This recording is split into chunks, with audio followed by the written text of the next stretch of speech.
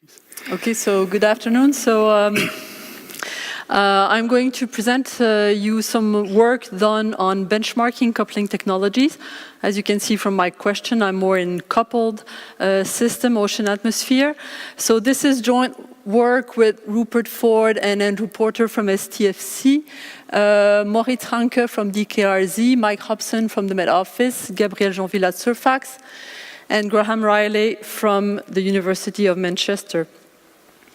So as an introduction, I will first give a brief description of the IS-ENES project, the infrastructure for the European network of Earth system modeling, and then I will talk about more technically about how do we couple the components of Earth system models. And then I will give more details about the benchmarks, the coupling technology benchmarks themselves, going over the objectives and then the implementation. And then I will show you some first results and then conclude and give some perspective. So as I said, IS-ENES stands for the infrastructure for the European network of Earth system modeling. There has been two IS-ENES projects. So the first phase was in 2009 until 2013, and then the second phase just ended in March this year, and we're hoping for a third phase starting next year. It gathers more than 20 partners, and you see all the logos here. And the objective of IS-ENES is to provide the modeling infrastructure so to better understand and predict the climate variability and climate change. And we want to do this by integrating the community doing Earth system modeling. And we want to help the developments of Earth system models and their whole complete software environment. We want to help the people to do their high-end simulation.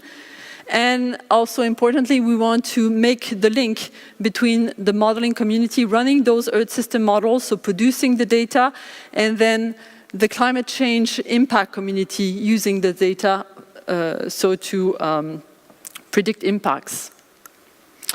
So an Earth climate system is, as you probably know, it's a very complex system which is composed of usually pre-existing codes. So most of the Earth system models, I mean the basic parts are usually a general circulation model of the atmosphere, also containing some physics, and which is coupled to an ocean model. So the ocean model, for example, models the temperature, the salinity, the ocean circulation. And we couple those two codes. That is, we exchange information at the boundary of those two codes because, for example, to be integrated in time, the atmosphere needs the sea surface temperature, for example, coming from the ocean, and vice versa. The ocean needs for example, the heat flux and the water flux modeled by the atmosphere. So the coupler, the software which is exchanging this information, that's what we call our coupling technologies. And that's what we developed a benchmark for the different existing coupling technologies. Of course, an Earth system model is composed of other parts, for example, an atmospheric chemistry or ocean biogeochemistry or the land. So this is a very big system. And as you probably seen from other talks, we have in the Earth system modeling community, strong need of HPC because we want to increase the resolution of each of those components. We want to increase the duration of our simulation. We want to increase the complexity of the system. That is, we want to add more and more components, so to have a better representation of the climate.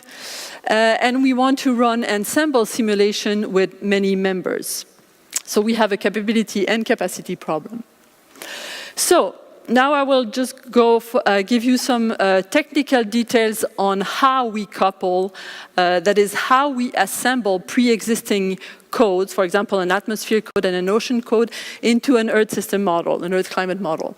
So I will go over 3 different types of coupling. The first time is what I call a subroutine coupling. So this is, let's say, the the basic one.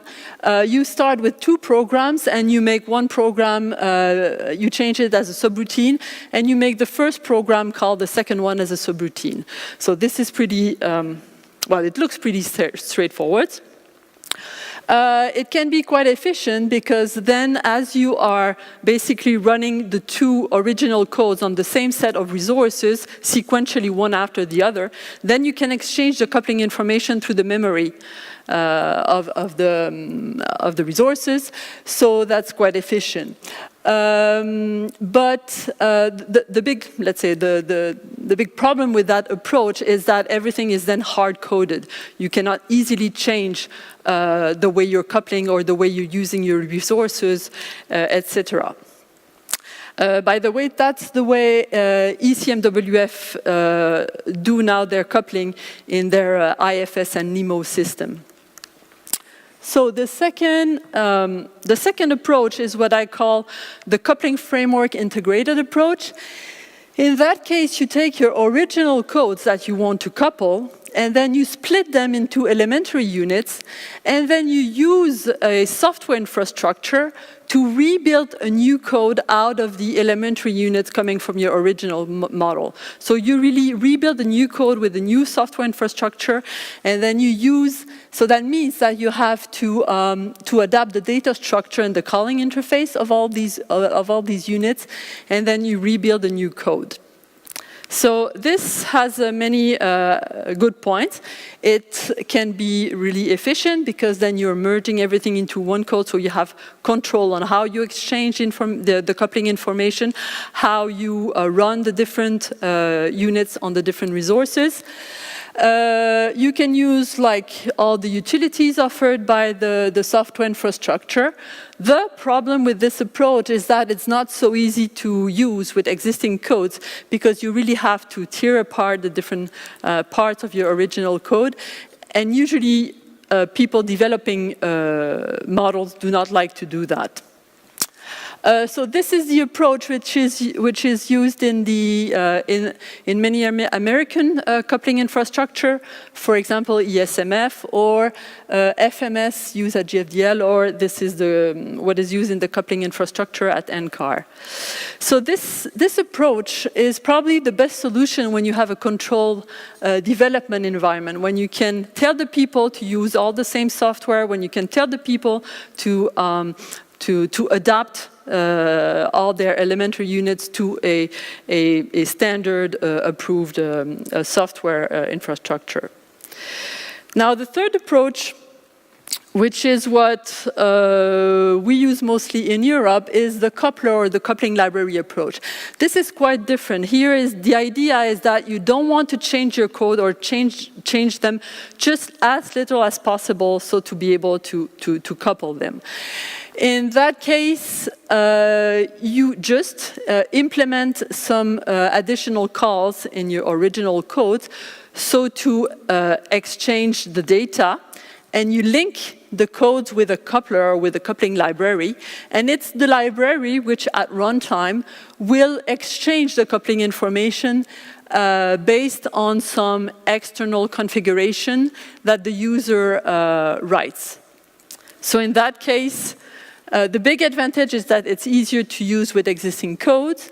Of course, you can use all the transformation and the regridding offered by the coupling library. There are some problems. For example, efficiency, it may be less efficient than than the previous approach, because then most of the time you will run your 2 codes on different sets of resources, and you will have to use something like MPI to do the exchange of information. You cannot just use the memory. So this is the approach which we use at CERFACS in OASIS and OpenPALM, the 2 couplers, and I will say a little bit more about that. This is the approach used in MCT, the Model Coupling Toolkit, and this is the approach used in YAC, which is the coupler developed at DKRZ.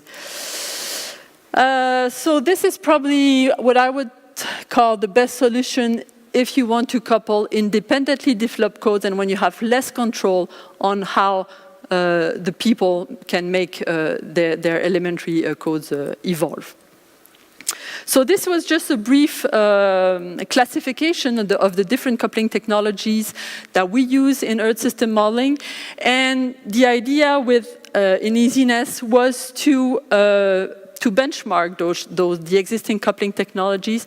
And the basic idea behind that is to really be able to understand in each of those technologies what are the good points, what are the bad points, how can we improve them, and on what can we build so to address exascale problems. So in IS-ENES, we wanted to develop a coupling benchmark, and the idea was to use very simple components. So we don't couple real models, we just use what we call toy models, so very simple components, which do not have any do not have the complexity of the science code, but have the real characteristics in terms of coupling. In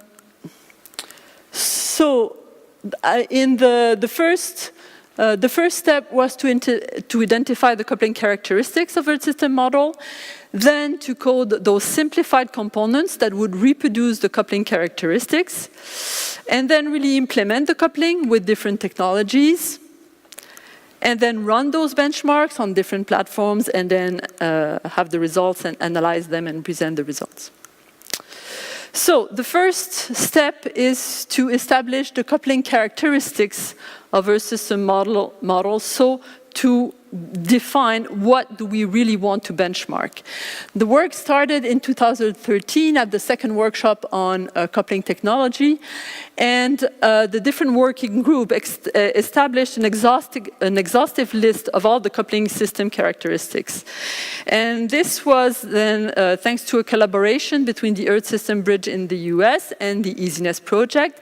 These characteristics were classified into a series of mind maps, which are available at that address. And this is just the general classification. So a coupled system can be described in terms of the coupling technology it uses, its component, the metadata, how it is composed, how it is deployed, etc. So if you want more detail, you can have a look at all the details at that address. So now I will just go over the coupling technology mind map, just to show you that it's quite complex. So you probably don't see a lot of details here, but let's just say that we decide to describe the different coupling technology in terms of its architecture, so the basic design principle. In terms of its implementation, for example, is the coupling technology, is it a library, is it a separate executable, how does it scale, is it portable, and so on. And in terms of all its utility, so all the different tools that it brings to the user, so to do the coupling. So we see that we have a lot of different characteristics, and we decide, so the next step was to establish a list of priority coupling characteristics. And then we thought that the most important ones was to understand how the different coupling technologies behave regarding the different types of grids that we have in our models. In terms of the number of cores used to run the different components, in terms of number of fields exchanged, in terms of frequency of exchange and the size of the coupling fields. We also wanted to evaluate the ease of use of the different coupling technology, but that turned out to be very qualitative, and it was not really possible to measure or to qualify that. So the first implementation step was to write our standalone components. So the standalone components are very simple programs. They have no physics, no dynamics, no science, but then they implement real coupling characteristics. That is, these are just programs that are potentially able to send or to receive some coupling data. And these coupling fields were implemented as in-out arguments of the routines, or array and share modules, or local data. So we try to reproduce really the characteristics of different coupled systems, of different codes, and where the data that you want to couple is located in the code. And then we wrote a standalone component for each of those 4 grids. So the first one is a regular latitude-longitude grid, and it's of arbitrary resolution. So this is quite useful when we want to increase the number of points, so to test high number of points and high number of cores. The second grid for which we have a standalone component is what we call the stretch grid. So it's a stretch rotated logically rectangular, such as the grid of the ocean model, the Orca grid of the Ocean Nemo model. The third one is the icosahedral grid, which is used, for example, in the new dynamical core developed at LMD in France and in ICON.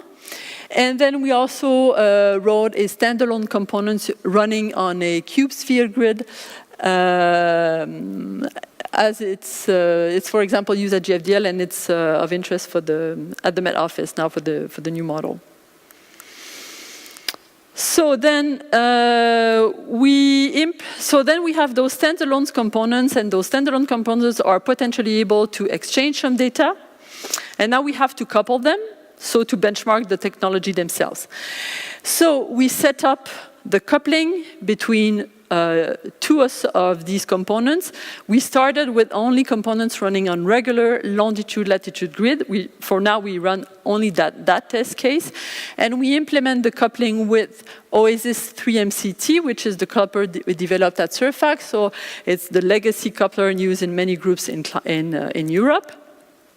We also implemented the coupling with ESMF, which is the high-performance flexible software developed in the States. This is the one which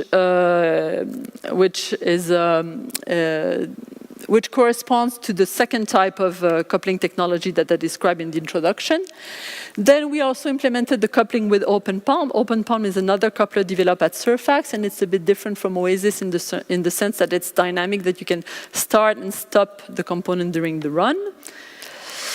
We also use directly MCT, which is the model coupling toolkit developed at Argonne. And finally, we also do couple those components with YAC, which is the coupler developed at DKRZ. And then what we measured, and I will show you those results, we measured the time for a ping-pong exchange between the 2 components. So you have the 2 codes running concurrently, and then the first component sends a coupling field to the second one that transforms it and sends it back to the first component. And in the first component, we measure the time before this put and after this get. So we really measure the time for the whole back and forth coupling exchange. And we implemented, the components are running for 100 time steps, and we measure the average time step of these. So here, in the first test we did, we run those couple test cases on 3 different platforms. So on the Bullx in France, on the Cray at the Met Office, and on the Broadwell partition of Marconi in Italy.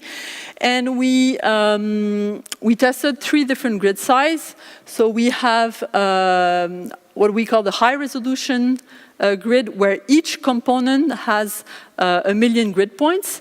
The very high resolution case, where each component has 10 million grid points, and the low resolution. And we also run a low resolution to a high resolution case. And we varied the number of core per components from 1 to 10,000.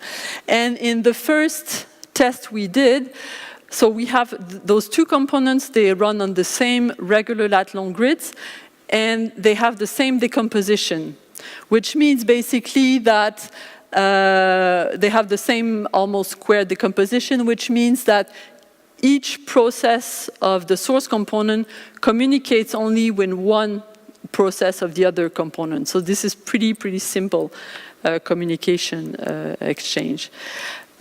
Each run is repeated 3 times, so that we analyze the spread of the results. And we had some allocation on the Bullx and on Marconi, thanks to Prace. So here are some results. So this shows you the time for one ping-pong exchange, or one back-and-forth exchange, with respect to the number of cores used to run each component, from 1 to 10,000. At the top, these are the results on the Bullx, and at the bottom, these are the results on the Cray. On the left, you have the results for the high-resolution case, and on the right for the very high-resolution case, with 9 million grid points on each side. And in green, you have the results for OASIS, in black for YAC, in blue for OpenPALM, and in red for ESMF. So basically, when we see this, what do we see? Well, we first see that basically we see that the time for an exchange of very high resolution data is more than for high resolution data, which is quite normal.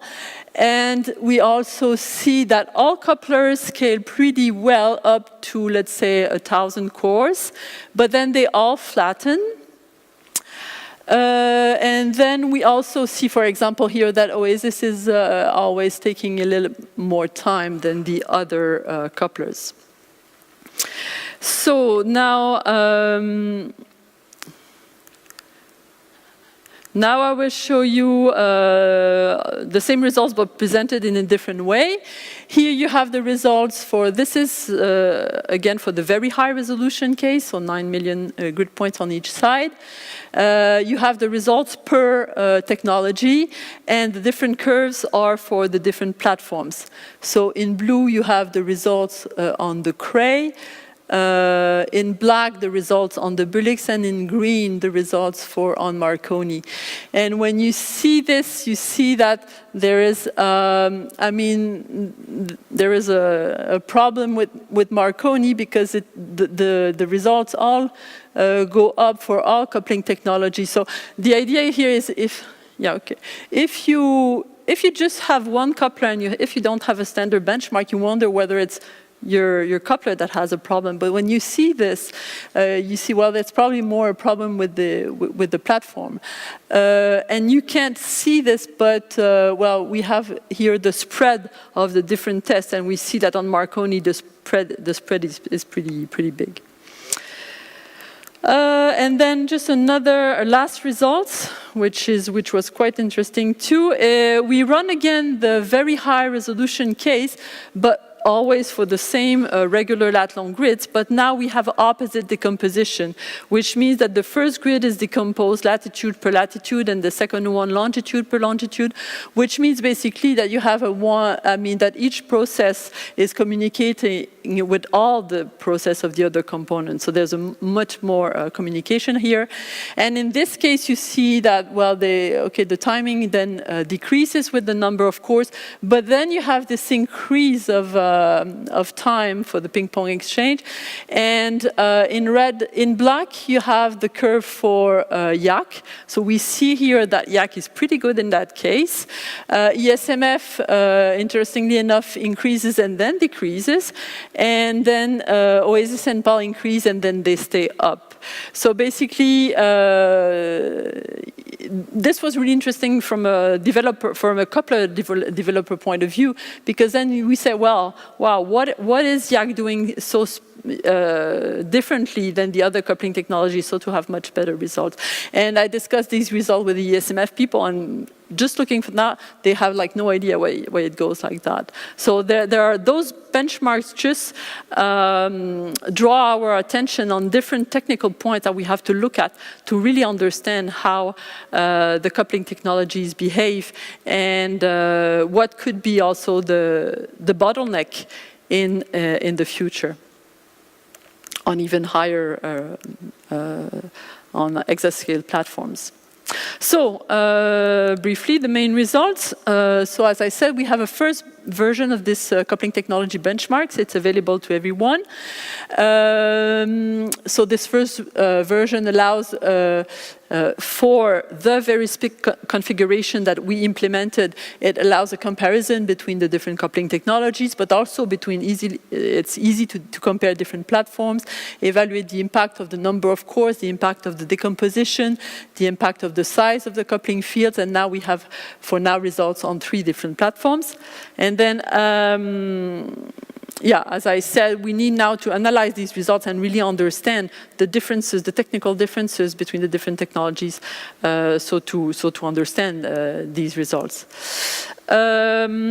So just some conclusion and perspective. From my point of view, it was really interesting to have this international collaboration about establishing the characteristics of coupled system. It's also used for other purposes in the States in the project. And then it was, I mean, when we started to say, okay, let's benchmark the coupling technologies to see how they perform, and it looked to be quite a simple problem. We said we're going to develop some simple programs, and it turned out to be quite difficult to develop a framework, a standard framework, which would be unbiased with respect to the different coupling technology, and it turned out to be not straightforward to implement with the different technology exactly the same coupling exchange and make sure that we were measuring exactly the same thing. So now we want to extend those benchmarks. Of course, we have to test other grids. We have to test other type of decomposition. We have to get closer to real couple model. We're looking for some funding for this, probably in IS-ENES2. Everyone is interested is welcome to run the benchmarks and provide additional data that we will publish. And just to finish, so I would like to thank all the different groups in IS-ENES for their active participation in this task. Okay, thank you, Sophie.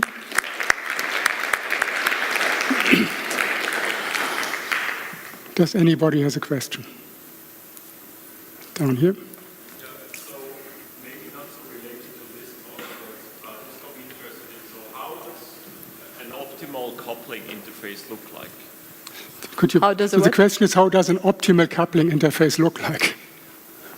How does an optimal coupling interface look like? Yeah, so suppose I have a library like Grid Tools or so, and we're trying to interoperate with this with Fortran, and we're thinking about how to actually make this with some use case which might be actually kind of useful for the community and kind of to be able to directly compute with that and use it.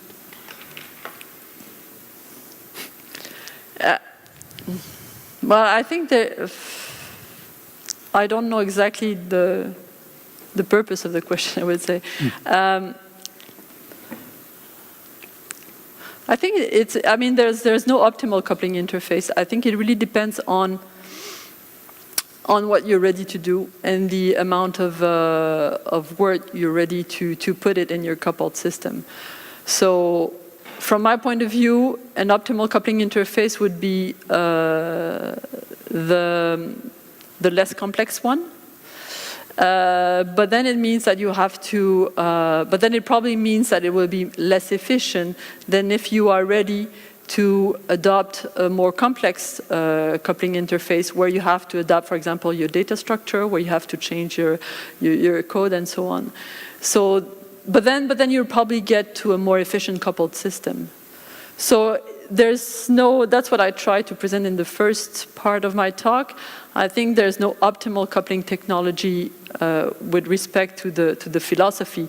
It really depends on the resources you're ready to put in the coupled system. So I think there are different answers depending on the different users. I think Ollie had a question. So your benchmarks seem to imply that the APIs of the different couplers expose a synchronous interface.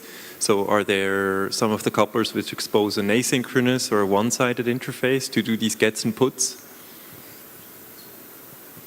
So that you could hide the transfer behind some computation and that you don't have to just do the get and wait, but that you could schedule the get and then do a wait later on it? We implemented the coupling so that the puts are always non-blocking. So then the component can start sending the data and the transformation can take place. But then on the receive side, the gets were always blocking. So because we wanted to measure the same thing, right? But I think that it's important that the gets are blocking, because at one point in your code you want the data, you want to be able to use the data. So okay. Yeah, so it was a question of being sure that we are measuring the same thing with the different coupling technologies. But all of these were implemented with non-blocking send and blocking receive. Yes, Will has a question. So no doubt you mentioned this, but I just missed it. When you mention OASIS in the results, do you mean OASIS MCT? Yeah. And if so, why would you expect big differences between OASIS MCT and MCT itself? Yeah, we don't know. That's a pretty good question. Yeah, there was quite a big difference in the curves, and we certainly have to investigate that because one reason is probably that in the OASIS 3 MCT implementation, we forced the multiplication by a matrix, even if the grids were the same. To mimic a regridding, even if it was just a matrix with only ones, right? And that was not implemented when we used directly MCT. So those are the kind of details that appear afterwards, and we realize that. But that's exactly the kind of thing that we want to have a look and better understanding, because it should not be, right? It's just there's nothing really additional. And in the end, really, we are really measuring also only, I think, MPI performance, because we are just like exchanging things between different sets of cores.